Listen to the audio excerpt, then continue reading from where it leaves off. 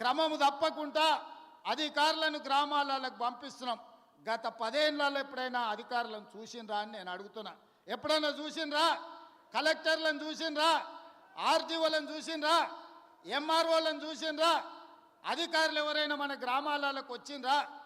ఇప్పటికే 3 సార్లు మనం గ్రామ సభల ద్వారా గ్రామాలకు అధికారులను పంపించి ప్రజల దగ్గరికి పంపించి ప్రజా పరిపాలనలో ప్రజలకు మీరు జవాబుదారీతనంగా ఉండాలి, ప్రజలకు వెళ్ళి వివరించండి అని చెప్పి ప్రతి అధికారిని గ్రామ బాట పట్టించినాం. గతంలో పని కావాలంటే ఫామ్ హౌస్కు పోవాల్సి ఉండే, కానీ ఇప్పుడు ఆ విధానం మార్చినాం. ప్రజల దగ్గరికి అధికారులను పంపించినాం, ప్రజల దగ్గరికే ఎమ్మెల్యేలను పంపించినాం, ప్రజల దగ్గరికే మంత్రులను పంపించినాం, ప్రజల దగ్గరికే ఈరోజు ముఖ్యమంత్రి కూడా వచ్చాడు. ప్రజలే రాజులు, ప్రజలే పాలకులు. ప్రజల దగ్గరికి ప్రభుత్వ అధికారులైనా మంత్రులైన ముఖ్యమంత్రులైన ప్రజల దగ్గరికి వెళ్ళాల్సిందే, ప్రజల ముందు నిలబడాల్సిందే అని మన ప్రభుత్వం వచ్చినాక మార్పు తీసుకొచ్చినాం. అందుకే ఇవాళ చీఫ్ సెక్రటరీ నుంచి మొదలు పెడితే రాష్ట్ర స్థాయిలో ఉన్న ప్రతి అధికారి, జిల్లా స్థాయిలో ఉన్న కలెక్టర్లు, హౌసింగ్, రెవెన్యూ అన్ని డిపార్ట్మెంట్ల అధికారులు ఇవాళ చంద్రవంచ గ్రామానికి వచ్చిన ఒక మారుమూల ప్రాంతంలో అంటే ఇది ప్రజల కోసం తీసుకొచ్చిన మార్పు, ఇది ప్రజా పరిపాలన. అంటే ఫామ్ హౌస్లో ఉండి గడిలలో బండి ఈరోజు 10 ఎకరాలలో భవంతులు కట్టుకొని పరిపాలన చేస్తామంటే కుదరదు. ప్రజల దగ్గరికి వెళ్ళాల్సిందే, ప్రజలు అడుగుతారు, ప్రజలు కడుగుతారు, ప్రజలకు జవాబు చెప్పాల్సిందే అని చెప్పి ఇవాళ ప్రభుత్వాన్ని ప్రజల దగ్గరికి పంపించినాం. అందుకే రాష్ట్రంలో ఉండే అధికారులు మొత్తం ఇవాళ కొడంగల్ శాసనసభ నియోజకవర్గం చంద్రవంచ గ్రామానికి వచ్చిందంటే ఆ వివరాలు లేవు అని కొంతమందిని ఉసిగొల్పి కొన్ని గ్రామాలల్లో చిల్లర మల్లర పంచాయతీ పెట్టాలని చూస్తున్నారు.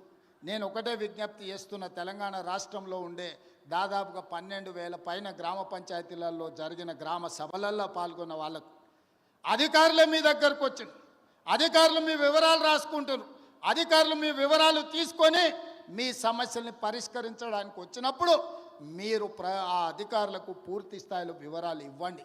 మీ వివరాలను అన్నిటినీ కంప్యూటర్లో క్రోడీకరించి మీకు అందరికీ సంక్షేమ పథకాలు అమలు చేసే బాధ్యత ఈ ప్రభుత్వం తీసుకుంటుంది. ప్రజలకు జవాబుదారీతనంగా మేము ఉంటాం, ప్రజలు అడిగే ప్రశ్నలకు సమాధానం చెప్తాం, ప్రజలకు సంక్షేమ పథకాలను అమలు చేస్తాం. ఇది రాష్ట్రం నలుమూలలా మీరు గుర్తు పెట్టుకోండి, అమలు చేస్తాం. ఇది రాష్ట్రం నలుమూలలా మీరు గుర్తు పెట్టుకోండి. చెప్పింది చేసి చూపించే పార్టీ ప్రభుత్వం మనది. తెలంగాణ ఇస్తామన్నాం, తెలంగాణ ఇచ్చినాం. 2023లో మనం అధికారంలోకి వస్తామన్నాం, మనం అధికారంలోకి వచ్చి చూపించినాం. ఇవాళ అధికారంలోకి వచ్చిన మనం అభివృద్ధి కార్యక్రమాలను, సంక్షేమ పథకాలను అమలు చేయాల్సిన అవసరం ఉన్నది. అందుకే నిరంతరం మేమందరం పనిచేస్తున్నాం. మీ ఆశీర్వాదం ఉండాలి. ఇవాళ మీరు ఒక్కటే ఆలోచన చేయండి. కొడంగల్ శాసనసభ నియోజకవర్గం ఈరోజు రాష్ట్రం మొత్తం అభివృద్ధి కార్యక్రమాన్ని భుజాల మీద వేసుకొని ఒక పక్కన గోదావరి నది జలాల మీద కట్టిన కాళేశ్వరం కూలిపోయినా ఈసారి దేశం మొత్తం మీద కాళేశ్వరం కూలిన 1,56,00,000 మెట్రిక్ టన్నుల వరి ధాన్యాన్ని పండించి 500 రూపాయల బోనస్ కూడా ఇచ్చి ఇవాళ రైతులను ఆదుకున్నాం. 10 ఏళ్ళైనా పాలమూరు రంగారెడ్డి ఎత్తిపోతల పూర్తి కాలే, 10 ఏళ్ళైనా నారాయణపేట కొడంగల్ ఎత్తిపోతల పథకానికి కనీసం టెంకాయ కొట్టలే. ఇవాళ పాలమూరు ప్రాజెక్టును పూర్తి చేయాలని కొడంగల్ నారాయణపేట ఎత్తిపోతల పథకాన్ని ఈరోజు మనకు నీళ్లు తేవాలని, కృష్ణానది జలాలు కొడంగల్కు తీసుకురావాలని మనం కష్టపడుతుంటే కాళ్ళల్లో కట్టెలు పెడుతుండ్రు. మిత్రులారా, మీరు ఆలోచన చేయండి. ఇవాళ వాళ్ళు 10 ఏళ్ళ అధికారంలో ఉన్నారు, వాళ్ళని చేయొద్దన్నమా? కల్వకుర్తి పూర్తి చేయొద్దన్నమా? భీమా, నెట్టంపాడు, కోయిలి సాగర్ ప్రాజెక్టులను, ఆర్టీఎస్ ప్రాజెక్టులను, పాలమూరు రంగారెడ్డి ఎత్తిపోతల ప్రాజెక్టులను మనమేమన్నా వద్దన్నమా? పూర్తి చేయొద్దని ఏమన్నా అడ్డం పడ్డామా? 10 ఏళ్ళైనా చంద్రశేఖరరావు గారికి, రామారావు గారికి ఓపిక లేకుండే, తీరిక లేకుండే. ఎంతసేపు వాళ్ళ సంపాదన, వాళ్ళ ఫామ్ హౌజులు, వాళ్ళ కుటుంబం యొక్క క్షేమమే తప్ప 4 కోట్ల ప్రజల సంక్షేమం పట్టించుకోలే. అందుకే ఇవాళ ఆ పథకాలన్నీ వేగంగా పూర్తి చేస్తున్నాం. అవి ఒకవేళ పూర్తి అయితే ఇవాళ వాళ్ళకు జిల్లాలో, రాష్ట్రంలోనే మనుగడ ఉండదు అని చెప్పి ఈరోజు వాళ్ళందరూ కూడా వీటికి అడ్డుపడే ప్రయత్నం చేస్తున్నారు. శాసనసభ అంటేనే సమస్యల మీద చర్చ. మీరందరూ సర్పంచులు, ఎంపీటీసీలు, జడ్పీటీసీలు ఇక్కడ చాలామంది ఉన్నారు. గ్రామ సభలు పెట్టినా, మండల సమావేశం పెట్టినా, జిల్లా పరిషత్ సమావేశం పెట్టినా ఆ ప్రజాప్రతినిధులు అక్కడికి వెళ్ళి వాళ్ళ ప్రాంత సమస్యల మీద మాట్లాడతారు. వాళ్ళ ప్రాంత సమస్యలను అధికారుల దృష్టికి తీసుకెళ్తారు. వాళ్ళ ప్రాంత సమస్యల మంత్రుల దృష్టికి తీసుకెళ్తారు. పనులు కాకపోతే సభలోనే నిరసన తెలిపి పనులు సాధించుకోవడానికి ప్రయత్నం చేస్తారు. ఇది ప్రజాప్రతినిధి యొక్క బాధ్యత. కానీ 13 నెలల ఒక్కరోజైనా ప్రధాన ప్రతిపక్ష నాయకుడు అసెంబ్లీకి వచ్చినా మీరు ఆలోచన చేయండి. ప్రధాన ప్రతిపక్ష నాయకుడు అసెంబ్లీకి రానప్పుడు, ఊర్లో ఎన్నికైన సర్పంచ్ ఊర్లో లేనప్పుడు, ఎంపీపీ సమావేశాన్ని నిర్వహించినప్పుడు వాళ్ళు ఉండాల్సిన అవసరం ఉందా? ఇవాళ సర్పంచ్ ఊర్లో లేకపోతే ఊరిడు అని మనం అంటాం.